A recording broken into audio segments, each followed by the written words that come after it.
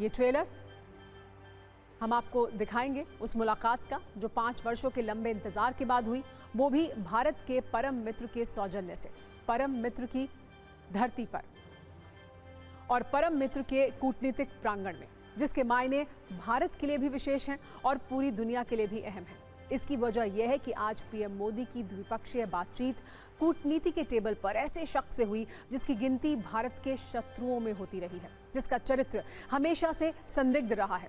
आप बिना किसी शंका के समझ गए होंगे, यहाँ पर बात हो रही है चीन के राष्ट्रपति शी जिनपिंग की, जो इस वक्त 16वें ब्रिक्स सम्मेलन में शामिल होने के लिए रूस में हैं।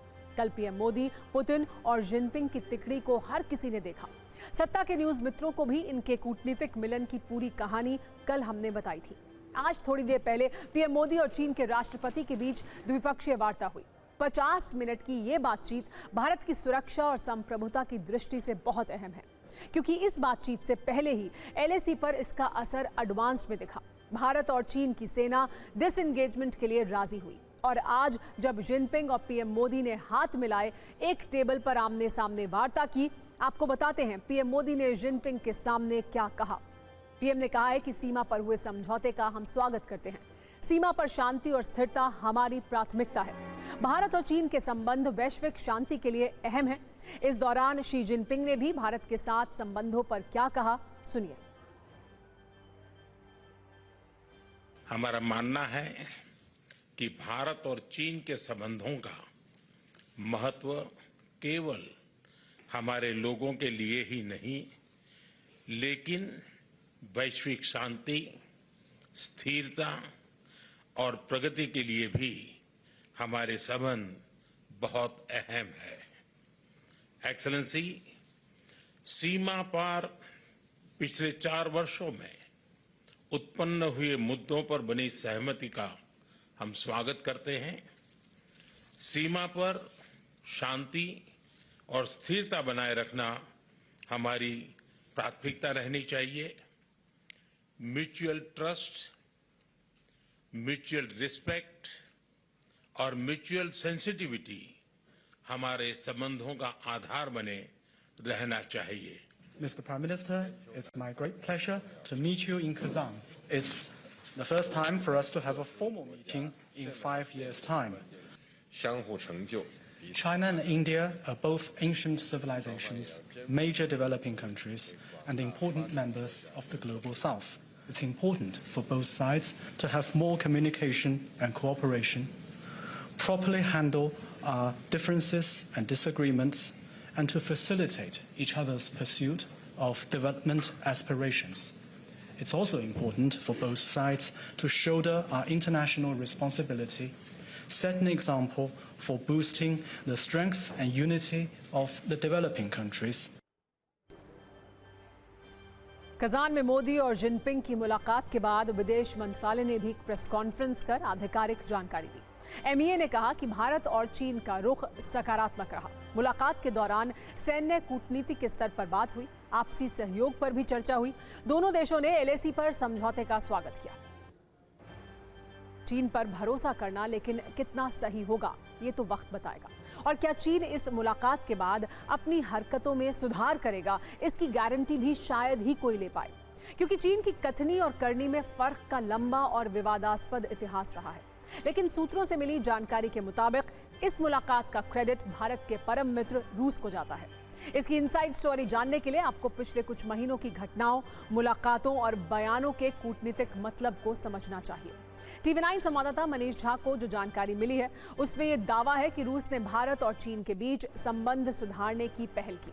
ब्रिक्स से संबंधित अलग अलग मीटिंग के दौरान रूस की तरफ से दोनों देशों को संबंध सुधारने का आग्रह किया गया। रूस ने यह संदेश दिया कि एशिया की शांति और स्थिरता के लिए दोनों देशों के संबंध सामान्य होने जरूरी हैं। प्रधानमंत्री नरेंद्र मोदी ने तीसरी बार सत्ता में आने के बाद चीन के साथ संबंध सुधारने का स्पष्ट संकेत दिया। सरकार ने महसूस किया कि आर्थिक और क्षेत्रीय हितों को ध्यान में रखते हुए चीन के साथ संवाद को नए सिरे से शुरू करना आवश्यक है। इस रणनीति के तहत दोनों देशों ने धीरे धीरे उच्च स्तरीय कूटनीति में कदम बढ़ाए। इसी कड़ी में जुलाई में अस्ताना में भारत के विदेश मंत्री S. जयशंकर और चीनी विदेश मंत्री वांग यी की मीटिंग में बात आगे बढ़ी। लाओस में 25 जुलाई को दोनों देशों की विदेश मंत्रियों की बैठक में मोदी जिनपिंग की बैठक को लेकर अंतिम फैसला लिया गया। रूस में 12 सितंबर को एनएसए अजीत डोवल और चीनी विदेश मंत्री वांग यी ने बैठक को अंतिम रूप दिया था। कहानी सिर्फ इतनी ही नहीं है। ऐसी ही एक टेबल पर पीएम मोदी और जिनपिंग नहीं आए हैं। इस मुलाकात से पहले कूटनीतिक माहौल बनाया गया। इसी वर्ष मई में चीन ने अपना नया राजदूत भारत भेजा था। दिल्ली में हु फियोंग ने भारत की प्रशंसा करते हुए कई बयान दिए और काफी एक्टिव भी दिखे। विदेश मंत्री जयशंकर ने भी कई मौकों पर कहा कि चीन के साथ गलवान के बाद बढ़े सीमा विवाद का 75% या उससे ज्यादा समाधान हो चुका है। एनएसए अजीत डोवल ने चीनी विदेश मंत्री से स्पष्ट कहा कि सामान्य संबंधों के लिए सीमा पर शांति और स्थिरता अनिवार्य शर्त रहेगी। पिछले कुछ महीनों में चीन का विदेश मंत्रालय और चीन के मीडिया ने लगातार भारत की तारीफ करते हुए बयान दिए। चीनी मीडिया ने भारत की आर्थिक प्रगति और वैश्विक कूटनीति की तारीफ की, जिससे संबंधों में सकारात्मक माहौल बना। सिर्फ इतना ही नहीं, वीजा और व्यापार से जुड़े मामले में राहत भी दी गई। अब देखना यह होगा कि कजान की ये ऐतिहासिक मुलाकात भारत चीन संबंधों में किस तरह का बदलाव लेकर आती है। ब्रिक्स सम्मेलन में महामुलाकात के साथ साथ आज वो संदेश भी सुर्खियों में रहा जो पीएम मोदी ने युद्ध, आतंकवाद, आर्थिक चुनौतियों पर पूरी दुनिया को दिया। पीएम मोदी ने कहा कि दुनिया युद्ध, संघर्ष जैसी चुनौतियों से घिरी है। विश्व में नॉर्थ साउथ और पूर्व पश्चिम डिवाइड की बात हो रही है। वहीं आतंकवाद पर पीएम ने कहा कि आतंकवाद पूरी दुनिया के लिए एक बड़ी चुनौती है। युवाओं को कट्टरपंथ में जाने से रोकना होगा। आतंकवाद पर दोहरे मापदंड की कोई जगह नहीं है। जाहिर है, ब्रिक्स के मंच से ये संदेश विशेष तौर पर उन देशों के लिए है जो आतंकियों को पनाह देते हैं, शह देते हैं। पीएम मोदी ने ब्रिक्स के मंच से आज आर्थिक संदेश भी दिया, जिसमें चुनौतियों और भारत की आर्थिक शक्तियों का जिक्र किया गया। पीएम ने कहा कि विश्व आर्थिक अनिश्चितता के दौर से घिरा हुआ है। ये भी कहा कि यूपीआई पेमेंट्स भारत की एक बहुत बड़ी उपलब्धि है। भारत ब्रिक्स देशों के साथ यूपीआई सिस्टम शेयर करने के लिए तैयार है। इसके अलावा जलवायु परिवर्तन, food security, energy security, health security, water security की भी बात उन्होंने की।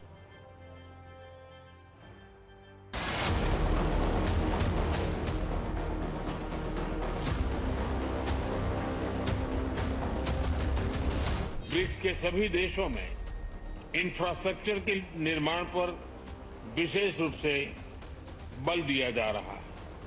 भारत में मल्टी मॉडल कनेक्टिविटी को तेजी से बढ़ाने के लिए हमने गति शक्ति पोर्टल बनाया है।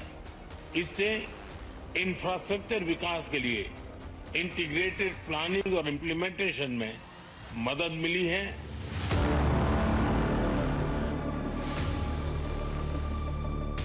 ब्रिक्स देशों के बीच फाइनेंशियल इंटीग्रेशन बढ़ाने के लिए प्रयासों का हम स्वागत करते हैं। लोकल करेंसीज में व्यापार और सुगम रूप से क्रॉस बॉर्डर पेमेंट से हमारा आर्थिक सहयोग सुदृढ़ होगा। भारत द्वारा बनाया गया यूनिफाइड पेमेंट्स इंटरफेस यानी यूपीआई भारत की एक बहुत बड़ी सक्सेस स्टोरी है। इसे कई देशों में अपनाया गया है।